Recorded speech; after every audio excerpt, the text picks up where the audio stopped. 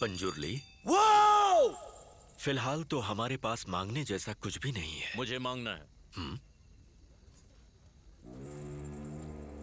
ये जगह, ये जायदाद और ये धरती, ये सब इन गांव वालों का नहीं है। क्या बकवास कर रहा है? चुप हो जा। आपका नहीं है ना? मेरा है, और मुझे ये सब वापस चाहिए। ಬಹಳ ಒಳ್ಳೆ ಪ್ರಾರ್ಥನೆ ಗೊತ್ತಿನಾರೆ. ನಿಮ್ಮ ಜಾಗ ನಾನು ಹಿಂದಿರಿಸಿಕೊಡ್ತೇನೆ. ಊರಿನವರ ಜಾಗವನ್ನು ನಾನು ನಿಮ್ಗೆ ಹಿಂದಿರಿಸಿಕೊಡ್ತೇನೆ. ಆದ್ರೆ ನಾನಿಲ್ಲಿವರೆಗೆ ನಿಮಗೆ ಕೊಟ್ಟಂತ ನೆಮ್ಮದಿಯನ್ನು ನೀವು ಹಿಂತಿರಿಸಿಕೊಡ್ಬೋದಾ ಗೊತ್ತಿನಾರೆ?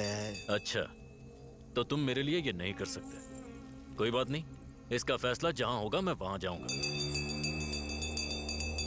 ಕೋರ್ಟಿಗೆ ಹೋಗ್ತಿ, ಆದ್ರೆ ನಿನ್ನ ತೀರ್ಮಾನ ಮೆಟ್ಲಲ್ಲಿ ನಾನು ಮಾಡ್ತೇನೆ. ಜಾಗ ಊರಿನವ್ರದ್ದು. ಅದರ ತೀರ್ಮಾನ ಇವತ್ತಲ್ಲ, ಮುಂದೊಂದು ಕಾಲ ಬರಬೇಕಾಗ್ತದೆ. अच्छा, गांव वालों की है। और ये दैव बोल रहा है या कोई नर्तक बोल रहा है?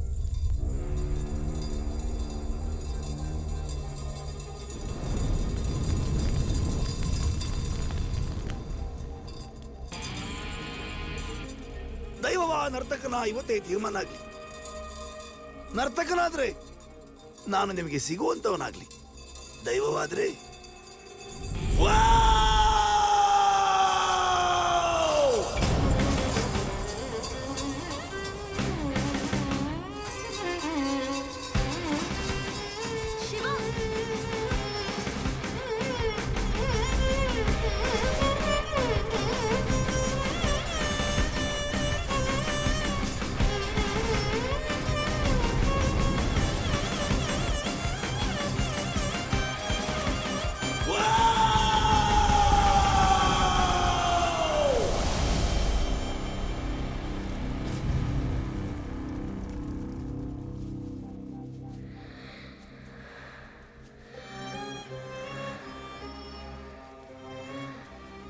वो गायब हो गए क्या?